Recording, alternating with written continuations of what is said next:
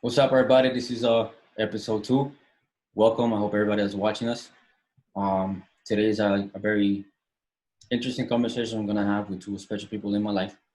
I have Felipe Castro, who was here with us last time, and my sister and Felipe's wife, which they got together and they're about to have a baby. That's awesome, and I'm excited about that. Very excited. This is my first niece or nephew. I'm not sure yet, but whatever it is I'm happy. Um, so today we have a very special topic about the philosophies of millennials and Gen Zs. They have a very different way of thinking from all the generations. And I'm a millennial myself, and sometimes it's like I I think about what I do, and it's like, how is it that why do I act this way? You know, it's like the thing with my phone or my laptop is like my computer or my phone or something that has to do with technology is like it's like a go-to first. It's like a priority for me instead of like talking to my mom or my dad or a person, an actual person. And it's crazy, but it creates like a fake friendship. And the thing about it is that when we go to work, we it happened to me before that we kind of developed this idea that because our computer works so easy for us or our phone works so easy for us, like we expect people to work the exact same way. And it doesn't go that way. People have different characters, people have different mentalities, and I don't think technology prepares us to deal with the world facing with people, you know. And I think that's a big issue with millennials and now Gen Zs. Gen Zs are, I think, is the worst in Gen Zs right now. And hopefully we can do something to make that generation better than us. 'Cause that's the whole idea. The whole idea is for every generation to be better than the last one. So I want to see what you guys think about that. Uh, how that technology has impacted the work environment of millennials and the Gen Zs that are coming up. Like our brother he's very smart, man. He's a super smart guy. Smart. He is, but it's like that he's so hooked up in technology that he's killing his creativity. He's killing that knowledge that he has, and I know at one point he's going to realize it, and he's going to uh, little by little he's going to just get rid of it and expose his real potential. But I just want to know what you guys think about how is that impact going on in today. Yeah, I mean, we've become more dependent than ever, right? With technology and alter, alternative ways to work together, right? So, for our companies, for our job, we know that until next year, until June of next year, the earliest, we will not be going into a building, right? And this is a building with over 1,000 people. So obviously, like COVID and everything has kind of caused us to be more attached to computers. And not only that, but in our personal life too, in church, right? Um, like our church is based out of the school. So if the school is closed and church is closed, then I don't think they're going to want any churches going into the building anytime soon. So it's pretty strange to like only communicate with people through like Zoom. Like we host connect groups at our church, small groups, every week or so, and it's been challenging just because it's just not the same, right? It's not the same, but at the same time, like we're grateful that it's there. But I wonder, like I often think about like the long term effects of this, right? Like when will we ever go to a time before everything happened? So I feel like if anything, technology companies are booming, right? Zoom has made the most money it's ever made. It's grown the fastest it's ever grown. And that goes for a lot of technology industries, even including the stock market, right? All technology companies are kind of growing. So I feel like I don't know what the future is going to look like, but I don't think it will take a very long time for it to actually be what we consider normal. Yeah, I think I would say, as far as I'm a people person, right? So I think as far as like anything goes, I always think of how the progression of interacting with everyone has occurred from when we were younger till now, right? Like, you know, you think about, even I feel like now there's a lot more of a gap between like our grandparents' generation and our little brother's generation, right? There's like a bigger misunderstanding. And it can be, you know, obviously because of technology, because of X, Y, or Z or whatever. But I do believe that like too much of anything is bad, right?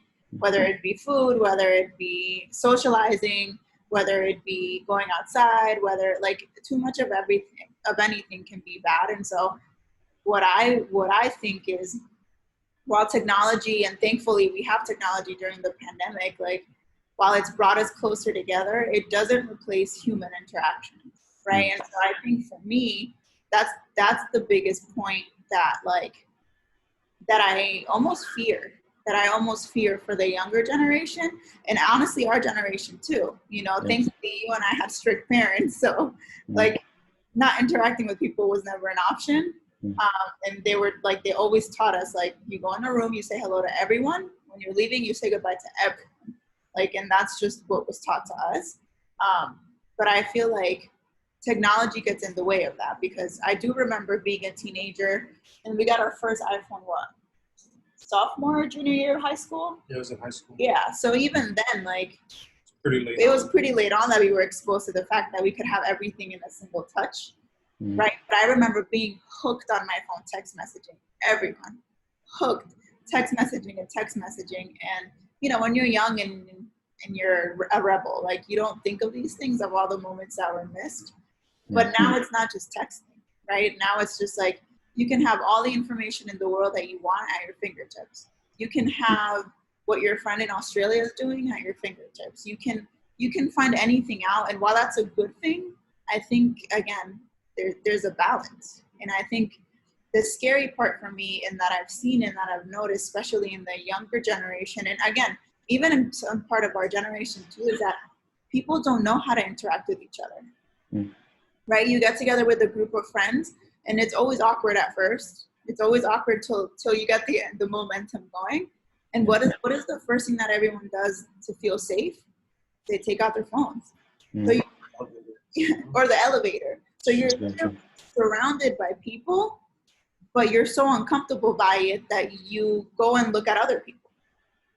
You know, so it's like, I think little things like that might seem extreme, down the line, it's going to affect not just the human interaction, but the workforce interaction and the family interactions. And I think it's these little things that cause a ripple effect that, like, I think it's scary. I think it's scary. And like you mentioned, we have a baby on the way, and I'm trying to figure out, like, how we're going to be able to maneuver that, right? And the thing is that, like, now if you maneuver it, if you're in middle school and you don't have an iPhone, like, you're an outcast. You're a weirdo, right? And so it's like, it's just like, I don't think there's a set answer, but I do think there is a disconnect between people, which is what's scary. Yeah, you know, that's very true. It's like, we grew up together, Valeria, and like, I'm a quiet guy. I don't really like to talk too much. It's just my character. And when I was younger, like, I used to be quiet. My dad used to always, you need to talk. And I used to never listen to him. The truth, you know. But then when I started working, it's like I was forced to talk to people. And it's the only way I developed my relationship skills, because I spend so much time on my laptop or my phone, not talking to people, that when that time came to face the world, I did it, but it took me a while. And somehow it developed some sort of insecurity in me, because when I had to do something, when I had to deal with a client, when I had to deal with ordering equipment or whatever it was about my job, I used to be scared of saying the wrong thing, but because I was just quiet the whole time. And so in a sense, it's like, it also gives people some sort of security, or or identity, I'll say, to be sure what they're doing. You know? And another thing that you mentioned that's really interesting is that the big gap from our grandparents' generation and my brother's generation. It's like a huge gap because like sometimes I see my parents, they don't connect with my brothers. Sometimes they don't understand each other a lot of times. But it's because it's four different mentalities. But then I believe that that's when millennials come in and fix that part with the right mindset, because millennials have connections with, like my grandpa. I always call my grandpa now that he's here. Now that he's in Florida here with us, I've been talking to him often, and the stories that he has told me, man, it's like I wish I wish I was there back then, when seeing what he was doing, because it's crazy. It's like I couldn't even imagine what I would do in that situation. Like he was telling me one time that my uncle James, he was about 12 years old. Yeah, he was 12, and they were together working. My grandpa had took my uncle to work, James, and my grandpa at that time used to drink so much, drink and drink and drink, and he decided to drink a lot at that day, and he got so drunk that he couldn't drive the truck because they used to work in a truck, and he had to drive it. So my uncle James told me that my grandpa got so drunk that he couldn't drive. Now imagine a 12-year-old driving a truck. Yeah, in the streets of Colombia, which are completely different from over here. It's like so dangerous. Yeah, it's like I was like, what would I do in that situation? I probably would have died trying to drive the truck. And and I think my brother and people his age need to hear these stories, you know, so that they can see what the real world is like and how good they have it now, with the phone. And it's crazy. And but but I think that uh, in these times, you know, eh, as millennials, the ones that are trying to kind of make it better, we should take the time and just explain, take the time to at least disciple one, or at least take one guy and teach him all these things. I was with my brother last time. My grandpa stayed with us for about 2 weeks, and then he came to my room and started talking to us about his jobs and everything. And my brother was on the phone while my grandpa was talking. And I'm like, David, just put that phone down for a minute. You know, I actually took the phone away. Now that I remember, I took his phone away and I forced him to listen to him.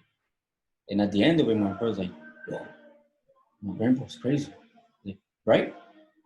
It's like I have it really easy. And I think that's what they need to listen to these things. Yeah, I think it's necessary because also I feel like us, even though we got introduced to like iPhones, which is the main technology I think of because I feel like that's the one that we all go to, right? Yeah. Like even though we got introduced to it late, like you've seen a huge dependency on it, and it almost creates like a false narrative in your mind that like anything that you want, you can get it like this, right? Because I have information at my fingertips, because I can see what Joe Schmo is doing, I don't know, in Australia in my fingertips. Like I feel like I can, if I'm not achieving my goals, if I'm not fulfilling my career fast enough, there's something wrong with me. And I feel like that's the false narrative that we tell each other. And that's something like him and I talk about all the time, because that's something that I personally struggle with. The fact that like, I feel like if I'm not good at it the first time, then why bother? But if we really think about it, like it's the worst mentality to have, because if you want something, because if we're working towards a career, towards a goal, like it takes time, it takes dedication, it takes struggling. And I think the where like it's almost like it's become a negative word, like, oh, you're struggling, oh God, oh, you're struggling. But no, struggle is good. Struggle is good because that means you're learning something.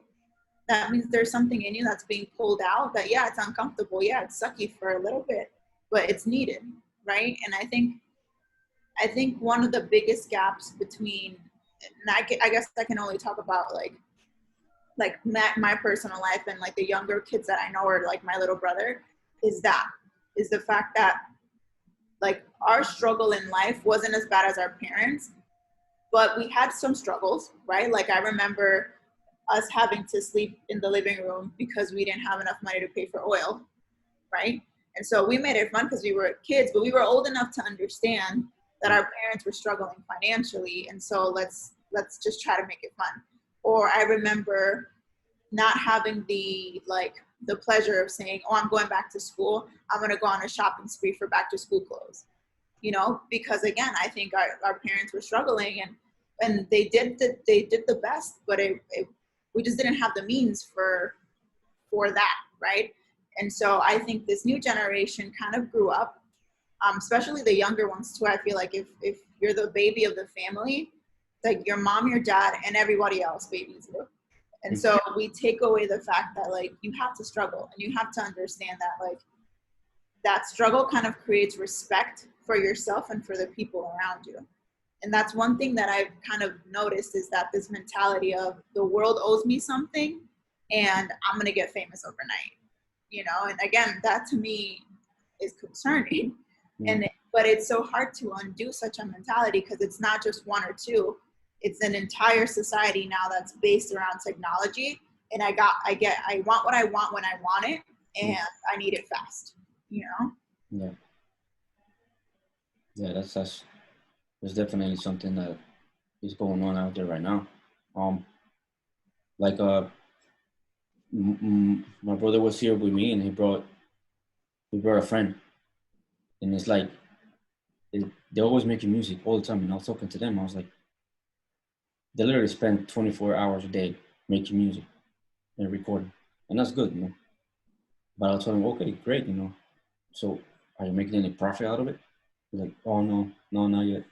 Like, it takes time.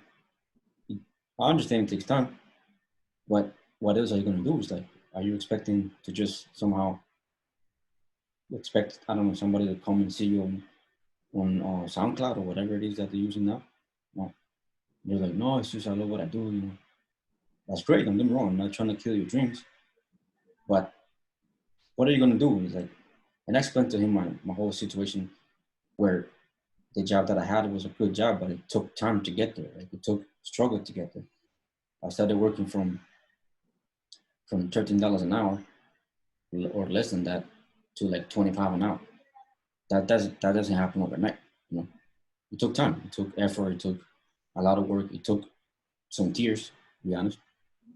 And I think they don't, like you were saying, they don't really experience that. And it's not that we want them to suffer or to go through bad times. No, it's just that the satisfaction you get when you put your effort on it is completely different when you get it for free, you know.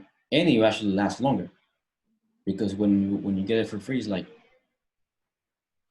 the moment something happens, you're not going to be able to handle it. So either you give up or just whatever, you know.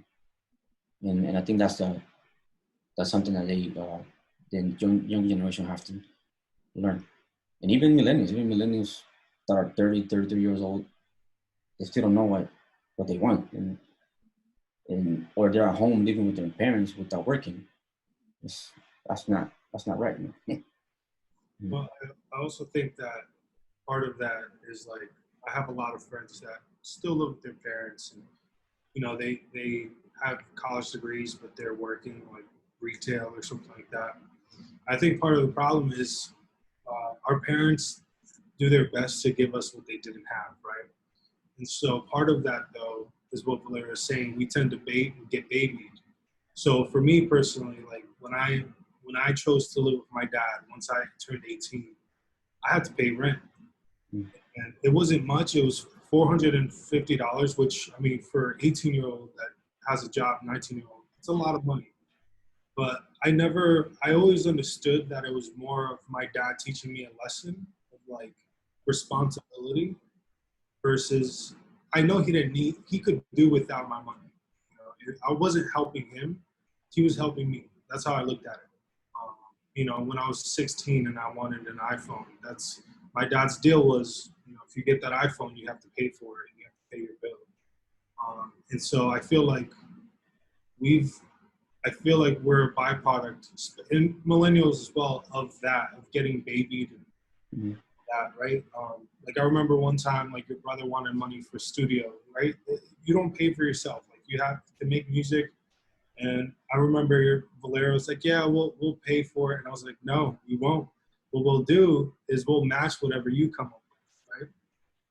That instills responsibility.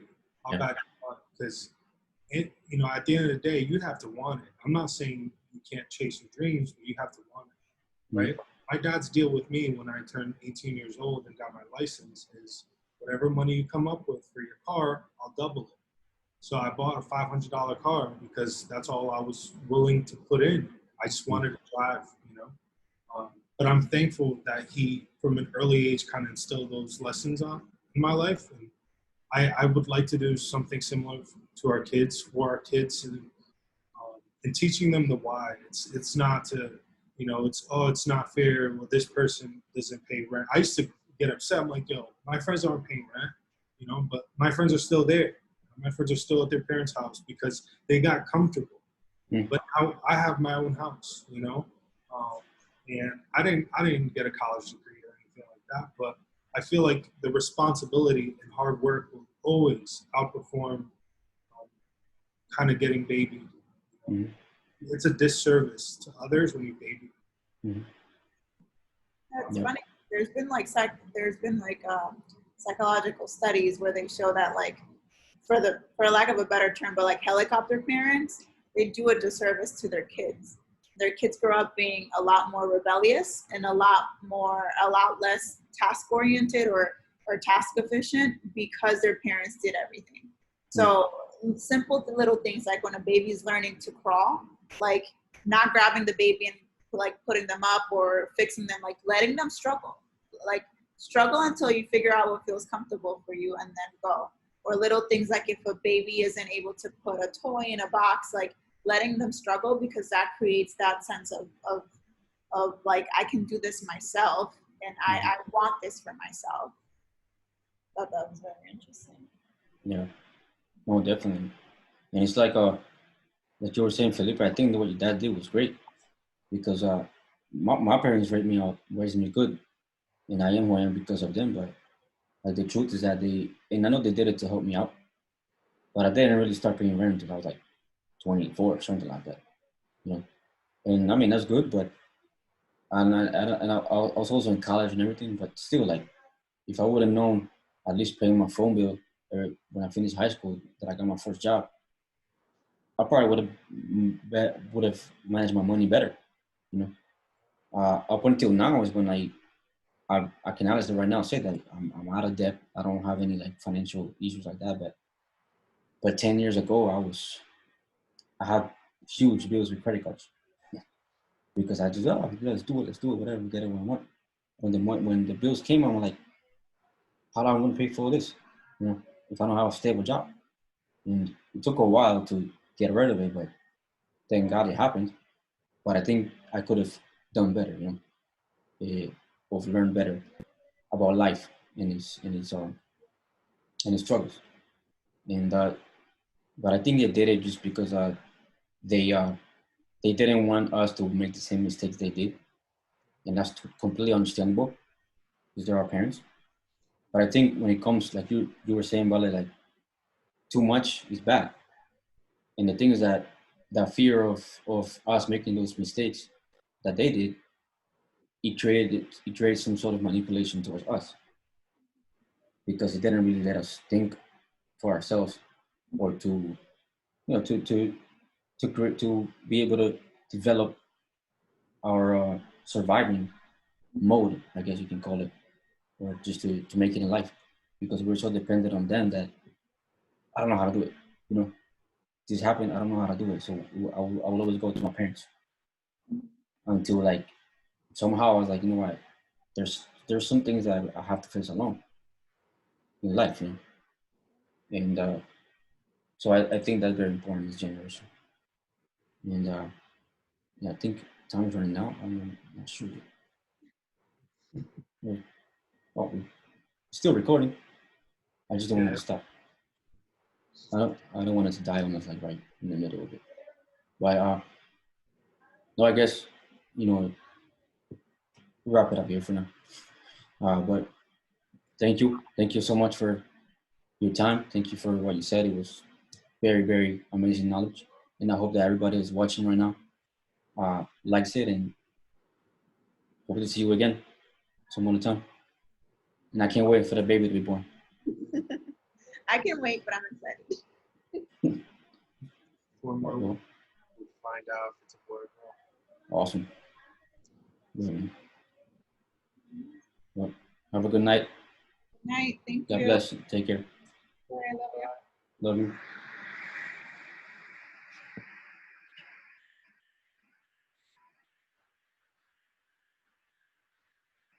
Hey guys, so I really hope you liked this conversation, and I really hope you enjoyed it. And just stay tuned. We're going to be posting more videos.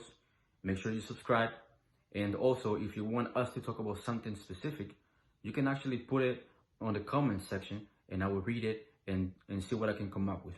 So thank you for watching, and be blessed.